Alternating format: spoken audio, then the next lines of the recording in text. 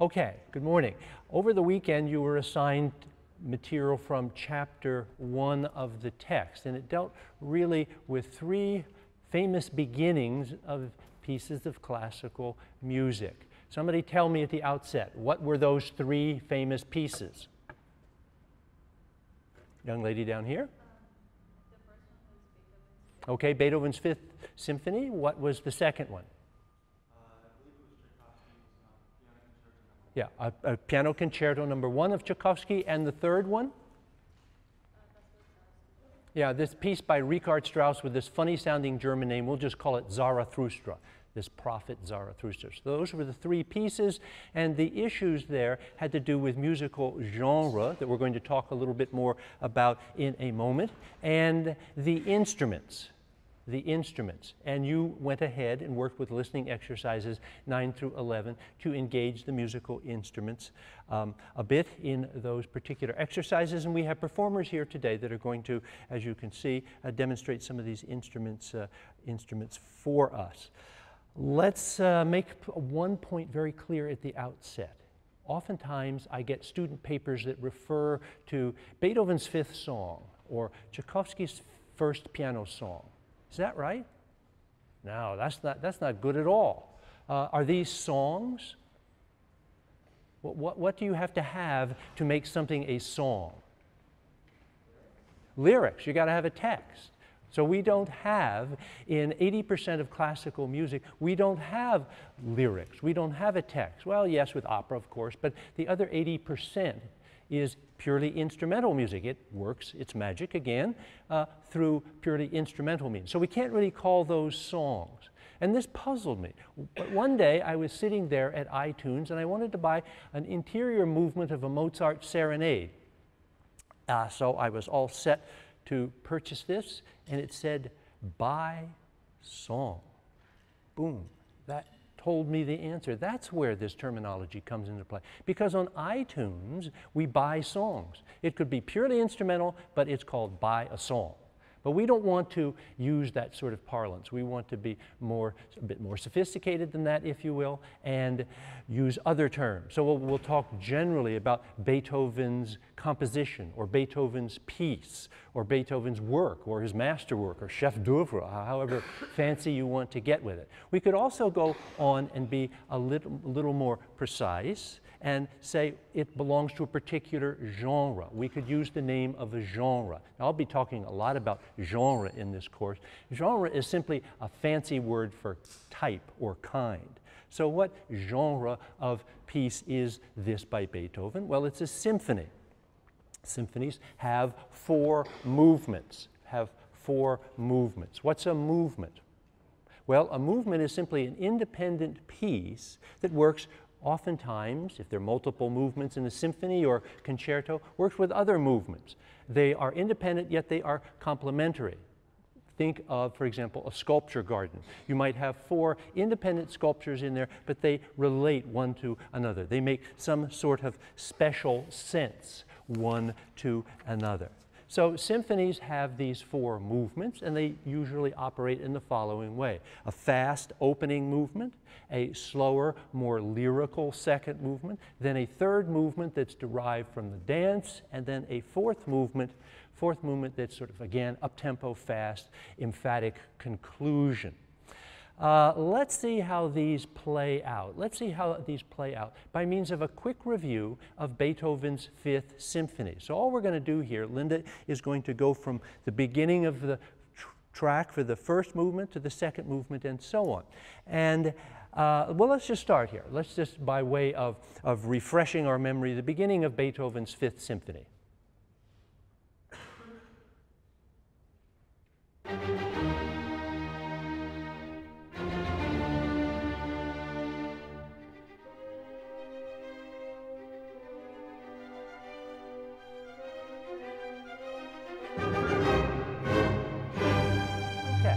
Pause it there, and as we said last time, it operates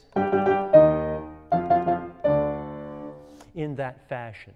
And that beginning gives us a good opportunity to make a distinction between 2 types of melody, between this idea of a motive and a theme. Both are sort of subsets of melody, if you will. As I say in the textbook there, the beginning of the Beethoven Fifth is something like a musical punch in the nose, right? Ba-da-da-dum, sort of grabbing you here, hitting you in the face, whatever, musically. It's not a very long idea. How many notes is in this opening gambit here? How many pitches? 4. Ba, ba, ba, ba, short, short, short, long. Okay, so that's a classic example of a motive. A motive is just a little cell, a germ, out of which the composer will build other musical material. Now let's contrast that with what happens in the second movement of Beethoven's Fifth Symphony, where we have a lyrical, long-flowing theme, okay?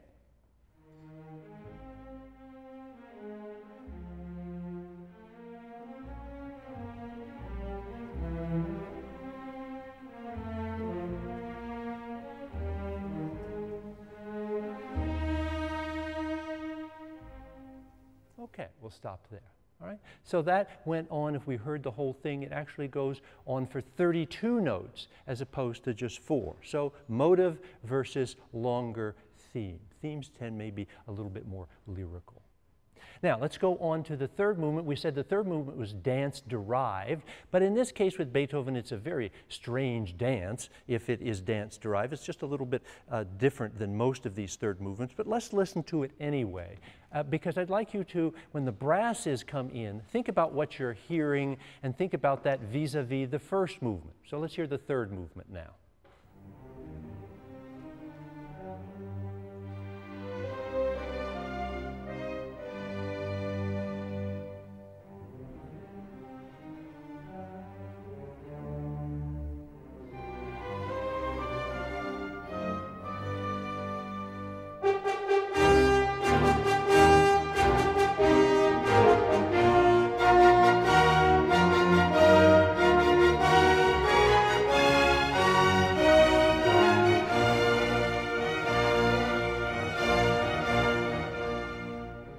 Okay, so what happened there when the brasses came in? How did that relate to the first movement? Yes? 4 notes, something as simple as that. Da da dee dee dee dee dee dee, same rhythmic idea. So that's the use of a motive there, and that's how these movements are tied together a little bit. Let's go on to the finale now. And as we listen to the finale, let's think about what we heard at the very beginning and talked about last time, about the mood that the beginning of the Fifth Symphony created for it. We had these adjectives up here: negative, anxious, unsettled. Well, how do we feel now about the finale, and why?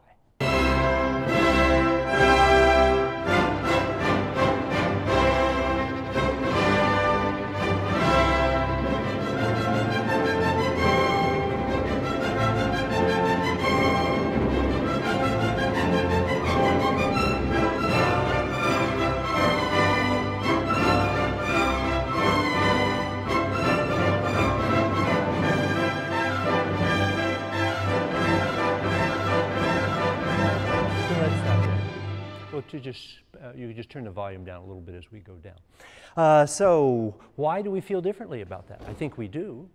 What do we feel there? Well, sort of upbeat, positive. What's turned all of this around? What specifically? Well, with the first movement, we said he's generally going in that kind of idea, but now it's,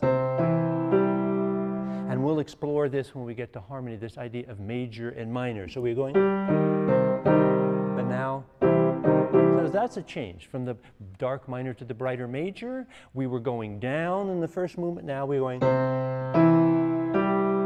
it's going up, and instead of having just the violins playing, we have the trumpets, the heroic trumpets. So it sounds very triumphant. Very triumphant. So in this 40-minute interval, we've gone sort of through an emotional musical journey here, from despair, despondency, uncertainty to whatever, to personal triumph. And in a way, that mirrors some of the things that were going on in Beethoven's life. Okay, let's go on to talk about the second piece. We're finished with this idea of the genre of the 4-movement symphony. Let's go on to talk about the piano concerto. Concertos are generally in 3 movements, so the concerto is another genre. It's a genre in which a soloist will confront the orchestra, and there'll be a kind of give and take, a spirited give and take between the two. So now we are going to listen to the beginning of the first movement of Tchaikovsky's piano concerto. You've worked with this already, so you're a little bit familiar with it. And at the outset here, I have two questions for you. Is the beginning here played by the brasses or the strings? In other words, or the woodwinds, what family of instruments is playing here? And is Tchaikovsky using a motive, or is he using a theme at the very beginning of this concerto? Up a little bit, Linda, just up a little bit. No, turn it up a little bit.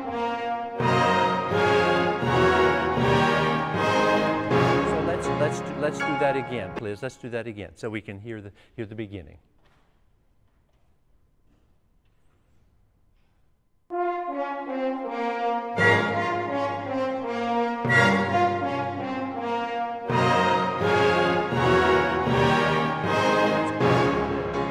So what about that? Theme or motive at the beginning? Motive, all right? So here it was, I think. How many notes in our motive? Same as in the Beethoven. Well, why isn't it the same? Well, we got a skippy Beethoven. But here with Tchaikovsky, he's coming down, just straight down. Down consecutive intervals there for the most part. And both of them are, however, minor. With the Tchaikovsky, all the intervals of the durations are the same. Dee ba ba bum, be ba ba ba. But with the Beethoven, dee dee dee dee, short, short, short, long. So Tchaikovsky's a little bit more neutral in terms of the rhythm. Okay, so then we go on, and the piano enters. What is the piano doing? So let's hear the piano come in just a bit. Just play a bit more, please. Okay, let's stop here. So what's the piano up to? Well, the piano is just playing chords. Playing them in octave successions. And we'll talk about that a little bit more too. So what do we have here in this next section? Do we have a theme or do we have a motive? And which are the violins playing? Do they have the theme or the motive? Or does the piano have the theme or the motive? Let's listen.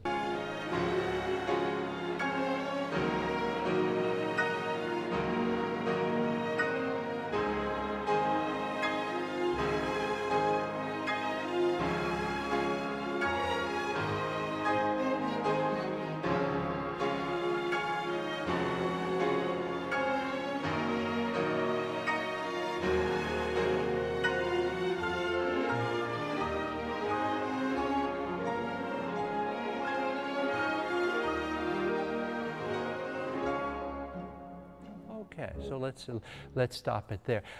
So what were the violins playing? Theme or motive? Theme. What was the piano doing? Yeah, just the same chords. Ya dee dee ya ba ba ba ba ba ba ba ba ba ba ba ba ba ba da da da da ba dee da da. Ba, ba, ba, ba, ba, in that fashion. I'm singing the melody, they're playing a chordal accompaniment against it.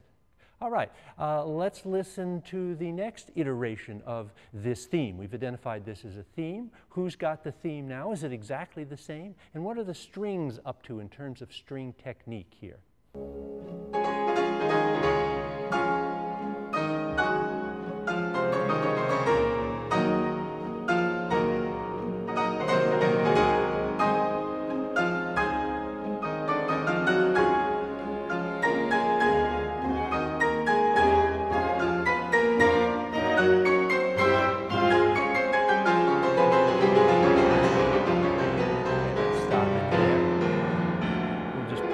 There. So, who had the theme? Piano now. But was it exactly the same? Not really. It's kind of noodling around with it, varying it a little bit. What were the strings doing? They were playing the accompaniment. And what string technique were they using? I think we mentioned that in the first chapter of the book there. Yeah, you've got it. Nice and loud, please. Pizzicato. Good. Okay, pizzicato. We could write that. Did we write that as a term? Yeah, okay. We've got it up there. Pizzicato. That's a help. In that particular case, we've switched the roles around. Let's go ahead to 210. We're going to move this along just a little bit here. As we come back into this, I think we've got a situation where the piano keeps playing the four-note motive and keeps building it up for tension, and there's a cascade, and then the theme comes back. Let's see what happens here. Just the motive, 1, 2, 3, 4. 3, 4. 1, 2. And then the piano is playing.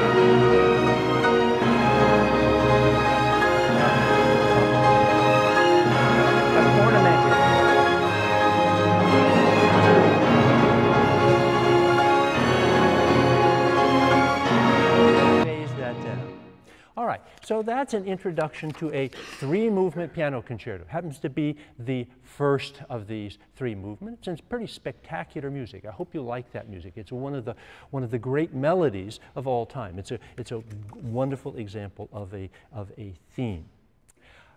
Having talked just a little bit about genres, we could conclude by saying there are other kinds of genres in music, of course.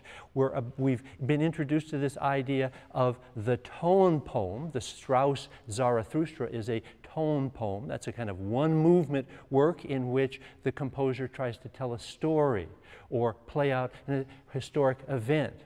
Or in the case of the Strauss, I guess, to give us the beginning of the contents of a philosophical novel through music. So tone poems are one movement. And we have got other kinds of genres of music. We've got opera, we've got cantatas, sonatas, ballets, things such as this, and we'll get to each of those in turn. So that's the end of the discussion of genre. Let's go on now to talk about instruments and how instruments produce sound. Eva Heater, come on up. This is my friend, longtime colleague, music librarian extraordinaire and professional French horn player, Eva Heater, who will demonstrate here. Come on over here right in the center. Gene Kimball is in the basement somewhere recording all of this. Oh yes, very exciting here. What a time to be alive, huh? Yeah. Eva is going to just demonstrate the physical process of playing the French horn. The horn obviously is a brass instrument. And what makes the sound is a vibrating column of air. In this case, the basic column of air is 12.5 feet long.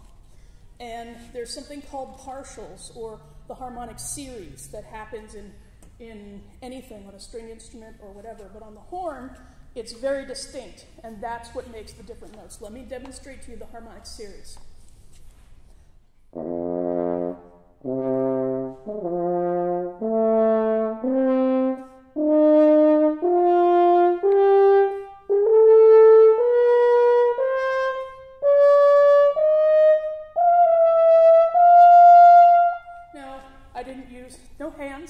That was just the notes that are naturally on the 12.5-foot length of vibrating air. That's the harmonic series that's on that. And what the valves do is they shorten and lengthen that vibrating column of air, very much like a cello string on a fingerboard. You know, the cellist is always shortening and lengthening the strings. I'm doing the same thing, I'm just doing it with a series of switches instead of a fingerboard, which we obviously don't have. Okay, that's fine. That's great. That's the principle. And when she says she's overblowing, what that means is, and we'll keep emphasizing this point today, that and these partials, that when a sound is made, you have not just one sound, but that tube is dividing up into sections, and all kinds of little sections of that one tube are sounding. Not just the big sound, but the partials, or the overtones, the intervals in the harmonic series. So it's a whole series. When we listen to a single tone, it's a whole series. And what Eva was doing there is playing out the notes in that series successively. And we'll keep banging on that. Now, if you would, Eva, play just the beginning of the Zarathustra, or the trumpet part. Can you do that? Oh, man, what is it? Well, whatever key you're in. What key are you in? What key would you like me to be in? Well, could we do C? Sure.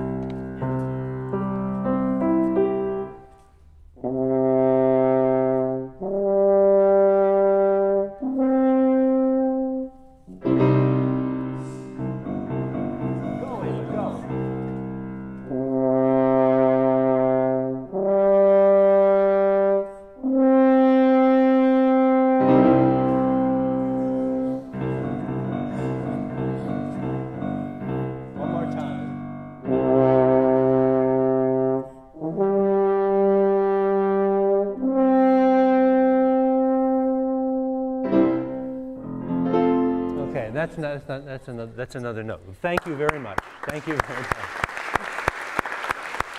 Okay, now Ava has another gig out in Guilford this morning, so she's going to run off. And I'm going to show you, maybe, if we can get our slides up, this overtone series stuff. Okay. Okay? It's a mathematical thing, too. It's all math. I hope I've got it on the slides. Gentlemen, I'm going to hit what I was told to do, function F8, is that right? Ha, all right, something came up and then disappeared. All right, so may I have a technical person please bring? Press it one more time. Press it one more time. 8. Okay, so we don't. All right, so I tell you what, we're going to just leave this up and I will bag the other slide. I have slides with all this information on it, but we can't seem to bring these up. What we've got here is the following, this idea of partials that Ava was talking about, with ratios 2 to 1, 3 to 2, 4 to 3, 5 to 4, 6 to 5, and so on. And the point here is that the way we differentiate between instruments. Anybody tell me this? You tell me this. It's always better when students answer. Why does a trumpet, if I ask a trumpet to play this pitch, a trumpet played it, then I ask an oboe to play it, the sound would be very different. Why is that the case? Gentlemen here? Different overtones. Well, actually, they all have the same overtones in a way. The same frequencies would sound, but you've got it 99% of it. It's which partials are particularly prominent, have extra punch or extra volume to it. Is it the oboe may have the 7th partial very strong and the 3rd partial very strong, whereas the trumpet, I'm just making all of this up, of course, the trumpet may have the 2nd partial and the 4th partial and the 6th partial. So it's which of these partials are sounding within each of these instruments, and the physical properties of each of these instruments are different. It's the particular blend. Here's a really dumb analogy. Any Scotch drinkers in here? No, of course not. You're way too young to do that. But think about a blended Scotch. You know, you get a little of this, little of this, little of this, and it makes up whatever it is that you end up with, a particular recipe for that liquid. Well, we have a particular recipe for instrumental timbre or instrumental color. And it's the intensity of the overtones or partials within each particular instrument that creates that. Okay, now we're going to go on and talk about a woodwind instrument here. So Linda, come on up. Linda is a bassoonist. She's also, this is Linda Paul, who will be one of our principal TAs here. She is a PhD candidate in the Department of Music, just passed her qualifying exam with flying colors. So here she is to demonstrate the bassoon for us. Lowest member of the woodwind family. All right, so you probably read in the book that the bassoon is a double reed instrument. And so just to show you what that looks like, you've probably seen it, but if you haven't, 2 pieces of wood vibrate together when I blow through them. Always check it out before I play any notes. And as you will probably suspect by the length of the bassoon, it can play very low notes. And if I put a little rag in the top, I can get it even a little bit lower than that. I didn't bring one. But actually, amazingly, it's a very versatile instrument. It can also play very high notes. As you can see, there are a lot of keys on it. There are 9 keys for my left thumb alone. So I'm kind of switching between these on the back here and many others. And because of that, I can go very high, and I'll just demonstrate that.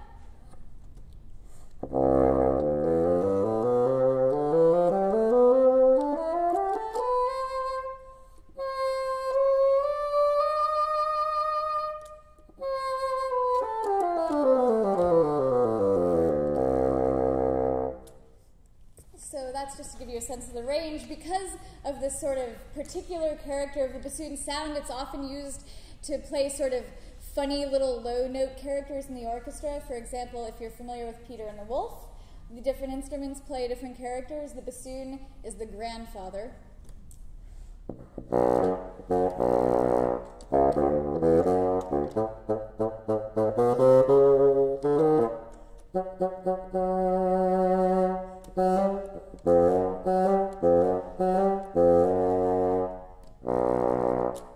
Cool.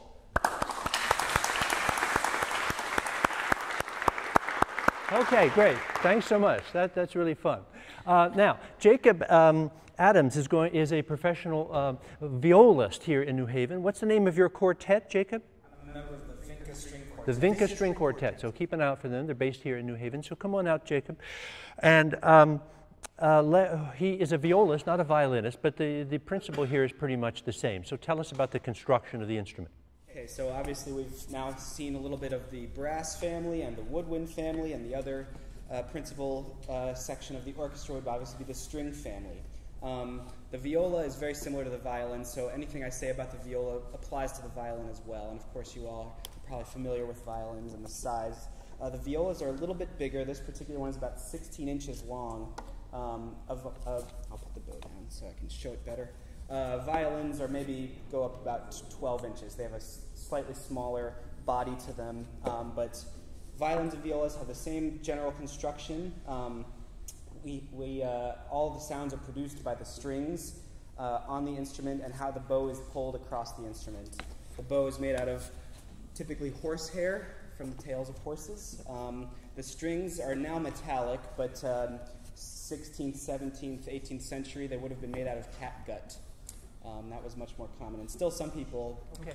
So I'm sorry, I got lots of things going on here this morning. So just play a scale quickly, and then the vibrato, pizzicato, and tremolo for us. So again, this is on a viola, so it has a deeper, darker timbre than a violin, but here's a scale.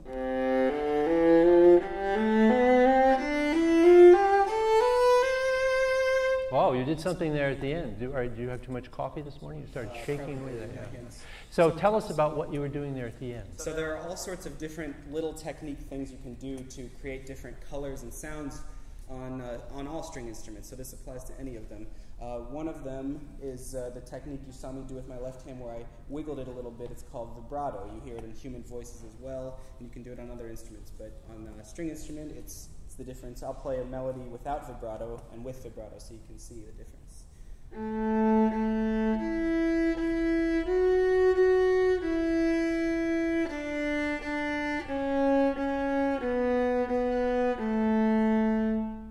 So that's without vibrato.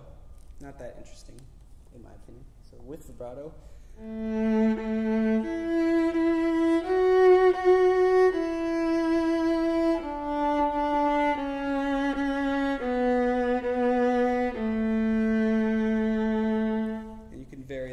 And the speed and the length. There's a lot of variety of which. Okay, and then just quickly play a pizzicato for us. Sure.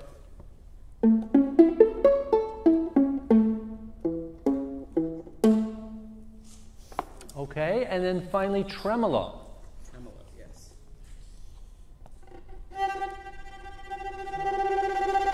Adds a little excitement or a little filler to the music sometimes. All right, great. Thank you, Jacob, very much.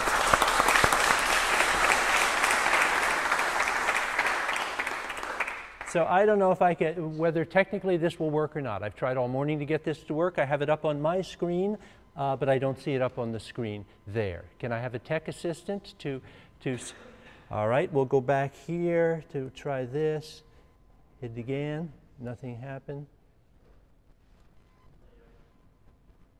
Well, that's why I asked somebody to stand up here.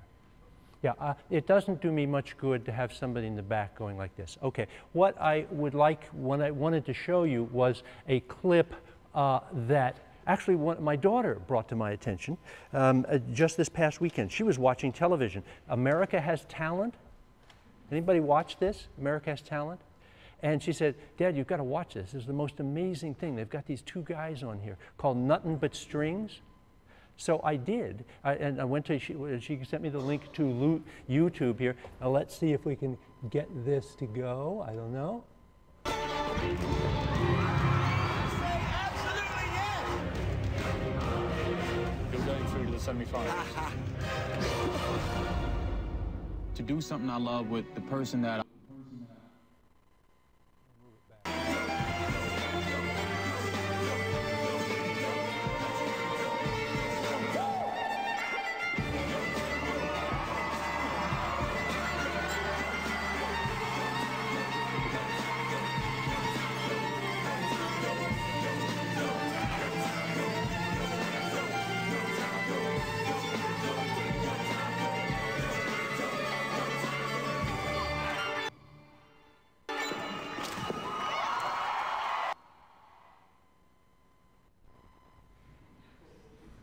So obviously the violin is not just this stodgy old thing from the Renaissance. It has some legs today.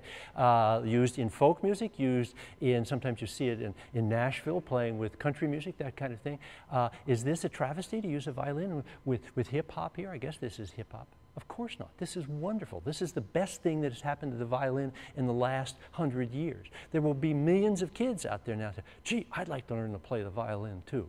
So this is wonderful, this sort of cross dissemination of genres here, bringing this particular instrument, the traditionally classical violin, into the popular realm. All right, so let's put that aside. We've talked a little bit about sound production here. I've got two pieces I'm going to work with here for the end of our session. We have 15 minutes left, and here are these two pieces. The first you can see on the board up there is by another Russian composer, Modest Mussorgsky. It's called Polish Ox Cart, from his work Pictures at an Exhibition. What happened was he had a friend. The friend died. The friend was an artist. The friend left these pictures as an homage to the painter. Mussorgsky sat down and tried to come up with, create a musical response to each of these paintings that were on display. Now, this is a piece that's always interested me because the painting is very pedestrian. It's of an old Polish ox cart sitting on some godforsaken road in rural Russia somewhere. So how do you make that work as music? How do you turn that visual image into music? How do you turn that into a sort of live sonic scape? And I should say at the outset, I'm going to prejudice your listening here just a little bit. I hear this as me being in the center and this ox cart starting, could it start either side, doesn't matter. Everybody moves left to right, so I'm going to hear this moving left to right. It comes in front of me, almost rolls over top of me, runs me down, and then disappears to my right. So as we listen to this, you think about what are the techniques by which Mussorgsky creates this musical action scene. You should be able to come up with two pretty good ideas here, two pretty good answers. All right, here we go. Nice and loud.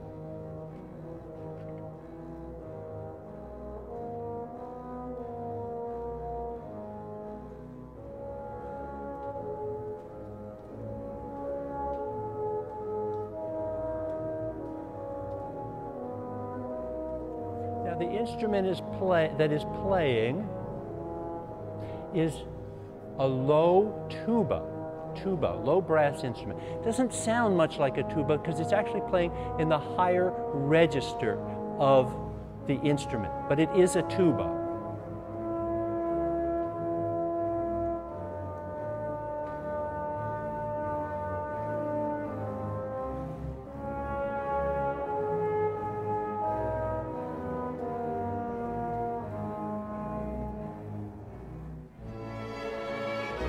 Now the strings, turn it up just a little bit. Strings come in with a counter idea, complementary idea.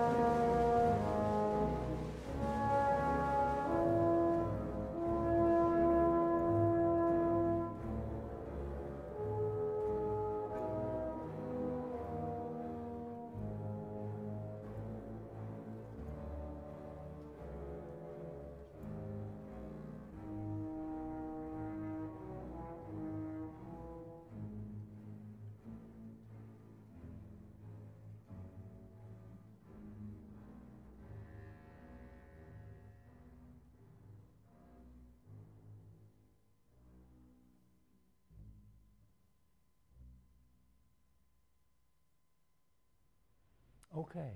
Give me one pretty straightforward way this happened. What did he do there? Yes, young lady out here, please. Crescendo.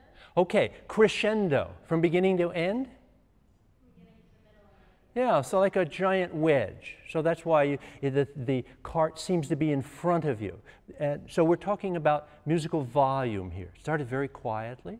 It built up to this huge center in which we had the bass drum pounding away there and the snare drum coming in to give the effect that the entire earth is rattling at that particular point. And then as it passed by you, the thunder passed by you and off you went into the distance, quietly into the distance.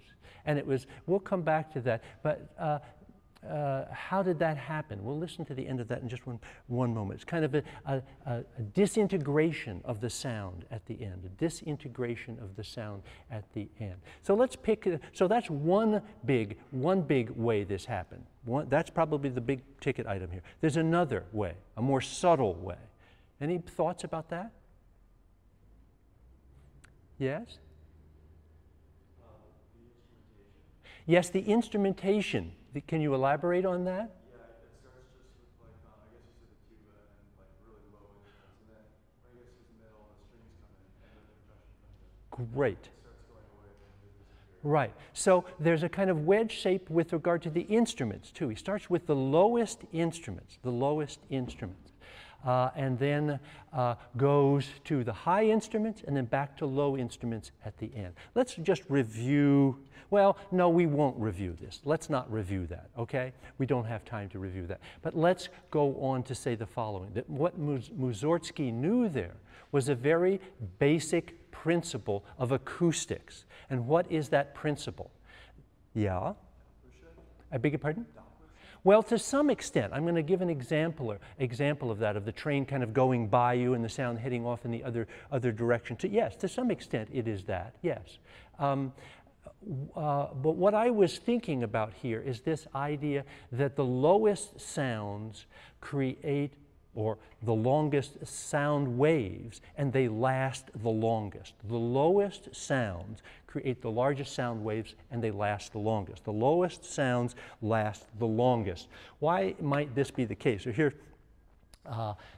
not having too much confidence in our slides this morning, I went ahead and put this one up on the board here. Here is one pitch. Here is a pitch of a string an octave higher. So you can see it this way. As you probably know, if you take a long string and pluck it, it's going to take that long string a long time to pass that sort of cycle, if you will, just one pass through that cycle. The string half a length will pass through that cycle 2 times, so that you can kind of graph these up here as one long low sound or one faster vibrating sound an octave higher. So again, low sounds or low frequencies travel farther. Now you've experienced this in your own life. You're standing in a street corner here in New Haven. In the distance, what do you hear? An automobile approaching with a souped up audio system in it. And what sound do you hear at the very first? Vroom, vroom, vroom, vroom. That kind of thing. Then maybe, and then maybe some kind of melody will come in. And then it'll all come together right in front of you, and it'll kind of disappear in the distance. You're at a football game. You've probably experienced this too. The band is marching on the field. Suddenly they do the Doppler effect, where they turn their backs to you, or in a way, and they're playing away from you. And you hear very little sound. What instrumental sound do you hear? Boom, boom, boom. The bass drum and the tuba, and the marching band would be a sousaphone, they would call it, the bass drum and tuba. So Mugorsky knew this kind of thing, and because he was a professional musician, and was playing off of it to create this rather unusual and remarkable musical soundscape here. Okay, I have 5 minutes left. I'd like to do one last piece. It's another piece by Richard Strauss. It kind of brings us to the end of Richard Strauss, our discussion of Richard Strauss. We'll say goodbye to him here in our course. It's called Death and Transfiguration, Death and Transfiguration. And I hear this as a companion piece, a kind of pendant to the Zarathustra, One sort of opens up the beginning of life here, and the other closes it down through a referencing of death. There's an interesting anecdote about Strauss, and that is that on his deathbed he said to his daughter Alice, he said, "Alice, it's the funniest thing. Dying is exactly as I composed it in Death and Transfiguration." What an odd thing to say.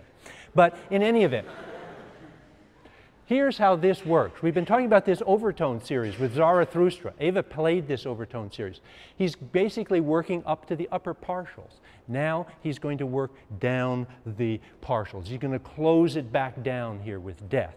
And he's going to close it back down using a process that we frequently encounter in music, and that is this idea of dissonance resolving to consonance. Here's a dissonance. Here's a consonance. There are precise technical reasons why these are the way they are, but let me try to cut to the chase here. With dissonant intervals, they tend to be frequencies that are sounding right next to each other, very close by frequencies. They sound dissonant. If you allow a little bit of spacing, a little more space between your frequencies, they're a little bit farther apart, then you can move from closeness to spacing and you get the consonants. Generally speaking, dissonant intervals have ratios such as 9 to 8 for the whole step or 17 to 16 for the half step. They're irrational numbers, and these irrational numbers like to move to rational numbers. They like to move to consonances. They like to move to intervals that are based on things such as 2 to 1 and 3 to 2 or maybe 4 to 3. So that's the principle of this idea of dissonance resolving to consonance. So we're going to listen now to the end of Strauss's Death and Transfiguration, the death here.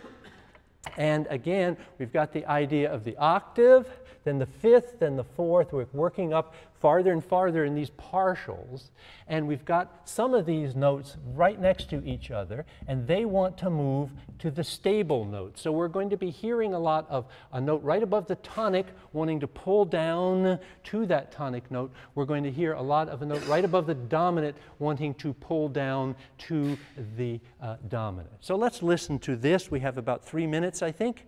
We'll hear it, and I'll comment a bit as we go. Okay, first question. What string technique is being used here? Tremolo, tremolo, just sawing away there.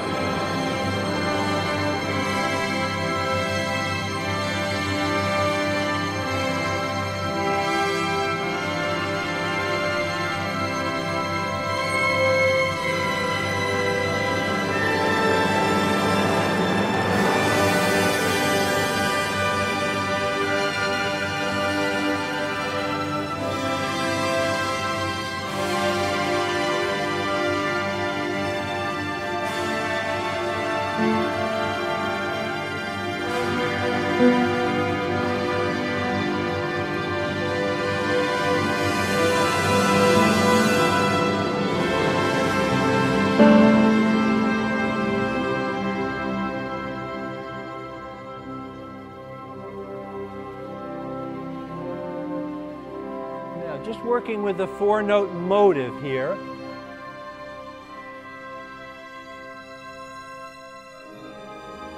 Whoa, strange little dissonant chord there, resolving to consonance.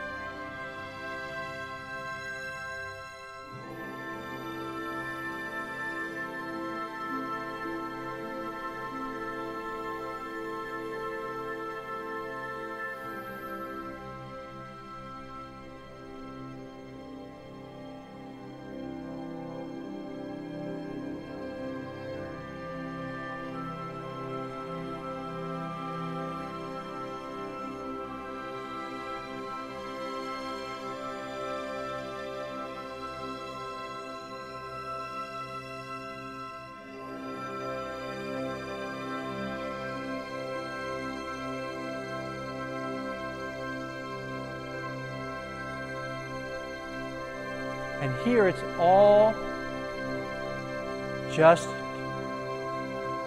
tonic, just the basic primordial note upon which all these other tones are built.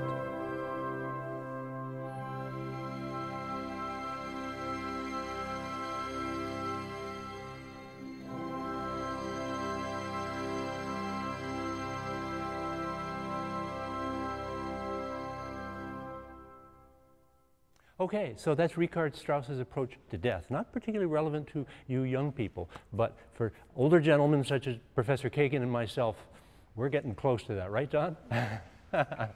So, thank you all for staying with us this morning. I hope you enjoyed that music. We'll see you in sections starting this Thursday. If you have any questions, come up and see me or send me an email.